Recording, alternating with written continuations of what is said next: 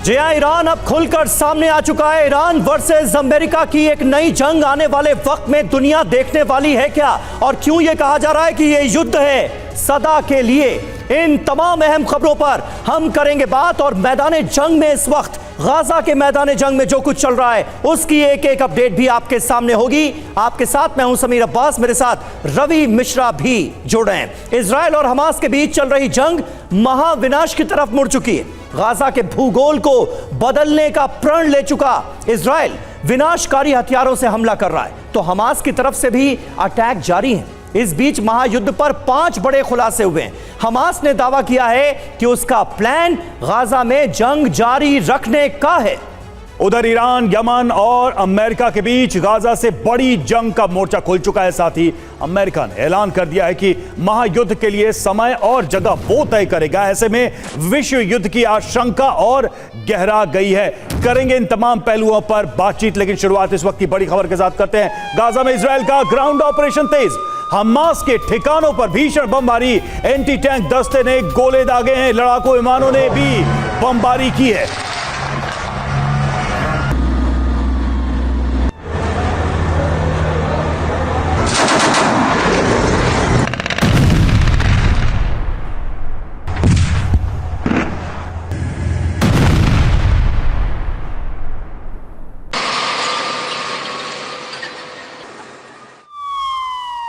और अगली बड़ी खबर तुबास में इजराइल और हमास के बीच चल रही है जंग। दोनों तरफ से हो रहे हैं भीषण हमले। छापेमारी करने गई आईडीएफ पर हमास ने बोला है हमला। आईडीएफ की तरफ से भी दागे जा रहे हैं गोले।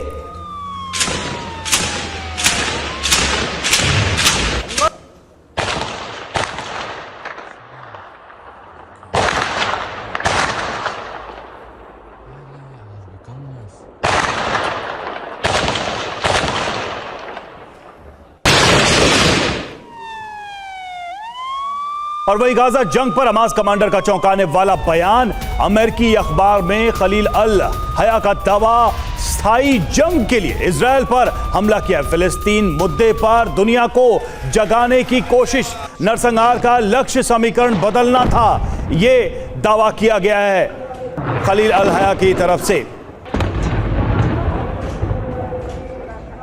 तो इस दावे में यह बात कही गई कि फिलिस्तीन मुद्दे पर दुनिया को जगाना था, इस मुद्दे पर पूरी दुनिया का ध्यान खींचना था, और इसलिए यह सब कुछ किया गया। और इसीलिए रवि ये बात कही जा रही है कि ये हमला तो हमास ने किया, लेकिन इसके पीछे बड़ी बड़ी ताकतें थीं। ऑपरेशन 7 अक्टूबर, बहुत बड़ा खुलासा हम आपके सामने रखने जा रहे हैं। हमास कमांडर खलील अल हया का दावा, इजराइल सीमा पर स्थायी युद्ध की मंशा है। नरसंहार का लक्ष्य समीकरण को बदलना। हमले पर बड़ी प्रतिक्रिया की आशंका थी। हमास का लक्ष्य गाजा को चलाना है। हमास ने दुनिया को गहरी नींद से जगाया है। फिलिस्तीन मुद्दे को मेज पर लाने में सफल रहा है हमास। अब यह अंदाजा कैसे और किस बिना पर लगाया जा रहा है यह कोई नहीं जानता, लेकिन दावा यही है, हम कीमत चुकाने को तैयार हैं। आज अरब देश हमास के साथ हैं, यह कहा गया है हमास के कमांडर की तरफ से। अब यह बयान 3 बड़े सवाल खड़े करता है। क्या हमास की यह रणनीति हमदर्दी जुटाने की कोशिश मानी जाए? क्या इजराइल के विध्वंसकारी हमलों से डर गया है हमास? क्या हमास की मुस्लिम देशों से मदद मांगने की कोशिश के तौर पर इसे देखा जाए? ये 3 बड़े सवाल जहन में आते हैं।